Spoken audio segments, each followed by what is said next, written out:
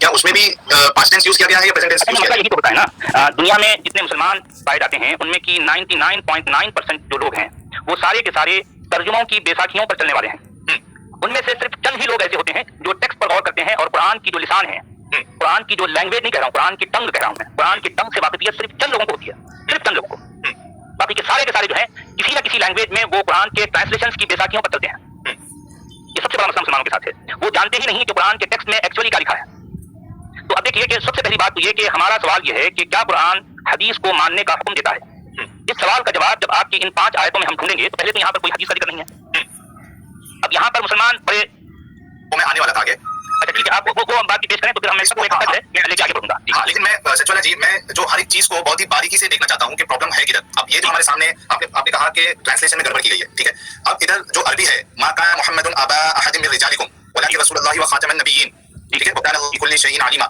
तो इधर जो है मा काना मुहम्मदुन अबा अहदिम, इधर वो कौन सा जो अरबी का लेटर्स है जिससे आप ये साबित करने की कोशिश कर रहे हो कि ये पास्ट टेंस है, ये प्रेजेंट टेंस नहीं है? क्योंकि अगर मैं तर्जुमा देखूं तो उसमें लिखा है मोहम्मद तुम मर्दों में से किसी के बाप नहीं है, वहां तर्जुमे में है का है, यानी वो प्रेजेंट टेंस दिखाया गया है। हाँ, असल में मुसलमान यही बात का जो है असल में यहीं पर घपला होता है ना। मुसलमानों को ये मुगालता होता है, जो कुछ तर्जुमों में आता है वो उसकी बेस पर अकीदा जो है वो अपना बना लेते हैं, और जो मुतरजिम होता है ट्रांसलेटर वो अपना अकीदा असल में कुरान के अंदर जो है घुसाता है या डालता है। कुरान के टेक्स्ट में वो बात नहीं होती, लेकिन ये अपना अकीदा सारा का सारा जो है ये तर्जुमा में डालता है, ठीक है। अच्छा, आपने ये पूछा कि मा काना मुहम्मदुन अबा अहदिम मिन रिजालिकुम, इसमें और जो है तर्जुमे में क्या फर्क है, आपने ये पूछा तो मैं यहाँ पर आपको वाज़ेह कर दूं।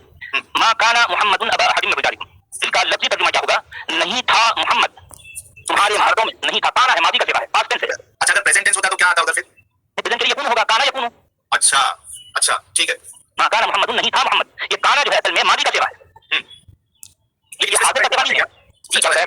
मैं पूछ रहा हूँ कि क्या इसमें इख्तिलाफ है या इसमें इत्तेफाक है कि एज एन एक्सेप्शन भी कभी इसको प्रेजेंट टेंस में यूज नहीं किया जा सकता? नहीं, हो ही नहीं सकता। देखें कि मैं आपको वही कह रहा हूँ ना कि जो है लफ्ज़ मोहम्मद के साथ आपने यही नहीं, इससे पहले वाली सूरह आल इमरान की आयत की अगर आप सामने रखें, मैं वहां पर भी यही बात अपना साबित करूंगा। उसके बाद सूरह मोहम्मद की आयत, सूरह जो है सूरह फतह की आयत, वहां पर भी मैं आपको ये बताऊंगा कि मोहम्मद के साथ कौन से टेंस में बात की गई है। ठीक है। होना तो ये चाहिए कि मोहम्मद, इस तरह से मुसलमानों का दावा है कि अगर ये प्रेजेंट है तो उसमें उसके साथ सारे सेरे हाजिर के होने चाहिए, मौजूद के होने चाहिए। ये नहीं कि किसी पास्ट टेंस में जो है उसके बारे में बात कही जा रही है। तो ये तो बहुत बड़ी गड़बड़ हो जाएगी ना फिर। अगर ये गड़बड़ हो जाएगी, गड़बड़ ही है असल में, इतनी बड़ी गड़बड़ है कि इस गड़बड़ पर पर्दा डालने के लिए मुसलमानों ने अपने अकीदे गढ़े और उन अकीदों को अपने तर्जुमे में घुसा डाला। यह है सबसे बड़ा मसला, और अपने अकीदों को तर्जुमे में घुसाकर ही उन्होंने हदीस को गढ़ा और हदीस को कुरान के साथ साबित करने की कोशिश की, जो कि साबित नहीं हुई। मुसलमानों का ये मानना है कि ये किताब क्योंकि वाज़ेह नहीं है, ये किताब क्योंकि मुफस्सल नहीं है, ये किताब क्योंकि जी अस्सलाम वालेकुम जी। अब देख रहे थे कि ये जो सूरह 33 वर्स 40 में सचवाला जी क्या बोल रहे थे, वो दावा कर रहे हैं कि यह जो काना यूज है इसका माने कि मोहम्मद नहीं था मोहम्मद आप किसी में के बाप में से, बल्कि वो अल्लाह का नबी था, ऐसा करना चाह रहे हो, ठीक है। लेकिन मेरा ये कहना है कि इसी सेंटेंस के बाद में लिखा हुआ काना अल्लाह बेकुल्ले सईन अलीमा, तो उसमें जो ट्रांसलेशन है उसमें ट्रांसलेशन है कि अल्लाह हर कुछ को जानने वाला, खुदा तो हर चीज़ से खूब वाकिफ़ है। ये तो यहाँ पर भी काना आया तो यहाँ ट्रांसलेशन इज किया गया, मतलब है। अब देखिए सचवाला जी का, मैं इस सवाल को जब उनके साथ डिबेट किया था उसमें उठाया था, तो क्या बोलते हैं कि यहाँ पे जो अलीमन है ना नाउन, इसका माने कुछ इस तरह होता है कि हमेशा जानने वाला, इसीलिए यहाँ पर दोनों तरह से ट्रांसलेशन हो सकता है, जानने वाला था और है दोनों। अब देखिए सबसे पहले ये सच वाला है, पहले क्या बोला कि काना के माने पास्ट टेंस में होता है। सबसे पहले आपको समझना पड़ेगा, जब कुरान जब उतर रहा था ना तो ग्रामर एक परफेक्ट रूप नहीं लिया था, और कुरान से ही अरबिक ग्रामर को ड्राइव किया गया। और दूसरी पॉइंट आपको समझना पड़ेगा, पहला पॉइंट तब समझ गए। पॉइंट नंबर 2, कुरान और बाइबल, ये सब जो लैंग्वेज है, अरबिक लैंग्वेज है, हिब्रू लैंग्वेज, ये सब लैंग्वेज में क्या होता है ना, पास्ट टेंस मेन वर्ब होता है। अब होने कहने का मतलब क्या है कि आपको अगर तीनों टेंस में बात करना है, प्रेजेंट, फ्यूचर और पास्ट, उसके लिए आप पास्ट टेंस यूज करेंगे अरबी और हिब्रू। लेकिन वही इंग्लिश लैंग्वेज और उर्दू लैंग्वेज में और हिंदी लैंग्वेज में हम लोग का दिमाग ऐसा बना हुआ रहता है कि हम जैसे बोला गया है मोहम्मद नहीं किसी के बाप बल्कि वो अल्लाह के नबी हैं, तो हमको दिमाग में बना हो कि ये बात मतलब प्रेजेंट में भी है, फ्यूचर में भी है, पास्ट में। जैसे कि वो अल्लाह के रसूल, अगर हम बोलेंगे मोहम्मद अल्लाह के रसूल हैं, तो आप ये सोचेंगे कि अल्लाह के रसूल थे, हैं और रहेंगे, ऐसा दिमाग रहता है। गाय दूध देती है तो आप सोचेंगे पहले भी देती थी 100 साल पहले, अभी भी देती है और बाद में। लेकिन ये सब लैंग्वेज में, हिब्रू और अरेबिक लैंग्वेज, इस समय क्या होता है, पास्ट टेंस एज ऐसे यूज किया जाता है कि मतलब तीनों लैंग्वेज अगर बोलना है ना तो पास्ट टेंस का यूज़ किया जाता है। और मैं कुरान से यहाँ पर तो दिखा दिया तीनों, अगर यहाँ पर देखिए, अगर तर्जुमा तीनों में कर रहे हैं, अल्लाह वकान अल्लाह बेकुल्ले सही नहीं लिखा, सही क्या है कि अल्लाह सबको जानने वाला था, है और रहेगा। इस तरह का अगर बोलना है तो आपको पास्ट टेंस यूज करना पड़ेगा, इसीलिए काना यूज है पास्ट टेंस। अब पास्ट काना बोलने से सिर्फ हमेशा काना का पास्ट नहीं होता था उस समय का लैंग्वेज, क्योंकि उस समय को अरबिक एक मतलब परफेक्ट रूप नहीं लिया था ग्रामर, अरबिक ग्रामर। और आप सोचेंगे ग्रामर पढ़ लेंगे और कुरान को ट्रांसलेट कर लेंगे, महा बेवकूफ़ है और सब महा आप गजब तरह का आदमी, ना कुरान को ट्रांसलेट कर पाएंगे, अब ना बाइबल को ट्रांसलेट कर पाएंगे। मैं लिख के दे रहा हूँ।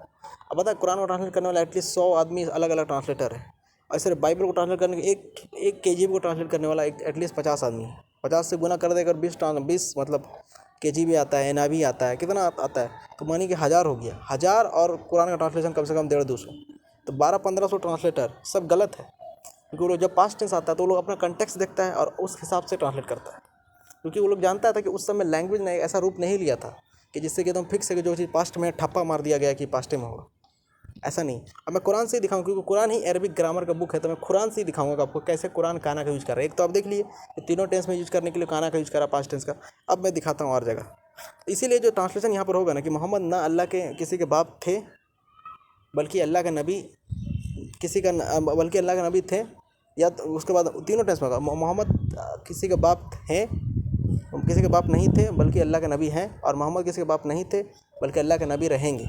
इस तरह का तीनों टेंस में होगा ट्रांसलेट। तो अगर तीनों टेंस में बात करना है ना, उसके लिए काना का पास्ट टेंस का यूज़ किया था। और मैं एक तो दिखा दिया यहाँ पर, अब दिखाता हूँ फ्यूचर में भी काना का पास्ट टेंस का यूज़ किया जाता है अरबी की सब लैंग्वेज में। मैं दिखा रहा हूँ आपको। सूरा 89 जाते हैं, सूरा 89 में जा रहा हूँ।